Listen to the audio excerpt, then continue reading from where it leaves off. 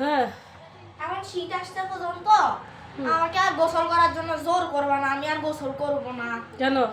তো আমি যা আজকের থেকে রোদ উঠতেছে না যে, আমি এখন থেকে আর গোসল করব না। আজকে তো যে ঠান্ডা।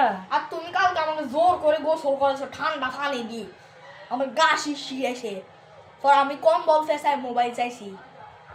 ও কম্বল গোসল করে কম্বল ফেসে মোবাইল চাই, সরি গাট গরম হয়ে গেছে না। আজকে তো যে ঠান্ডা, আজকে আমি নিজেও গোসল করবো না বুঝছো, কারণ আজকে অনেক ঠান্ডা পড়তেছে। যে কয়দিন রোদ না উঠবে এই কয়দিন আমি কিন্তু গোসল করবো না, বুঝতে পারছো? তুমি না করো গা। তুমি করবা? করব, আমি 10 দিন পর একদিন করব। তুমিও করবা গোসল, বলে করবে বলে 10 দিন পরে একদিন গোসল করবে। হ্যাঁ আমি বলছি যে এখন তো আজকে রোদ উঠে নাই, যে কয়েকদিন যদি রোদ না উঠে ওই কয়েকদিন আমি গোসল করবো না, রোদ উঠলে তারপর গোসল করবো। আর তুমি বলছো আমি 10 দিন পর গোসল করবো, তোমার আশেপাশে গন্ধের জন্য মানুষ যেতে পারবে?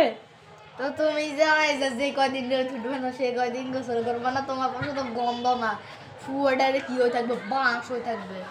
আরে পাগল, রোদ কি এতদিন থাকবে? রোদ দেখবে তো হয়তো আজকে উঠে না কালকে উঠবে, কালকে না উঠলে পরশু দিন উঠবে। আর তো আমি 2 দিন পরে তো অবশ্যই গোসল করবো।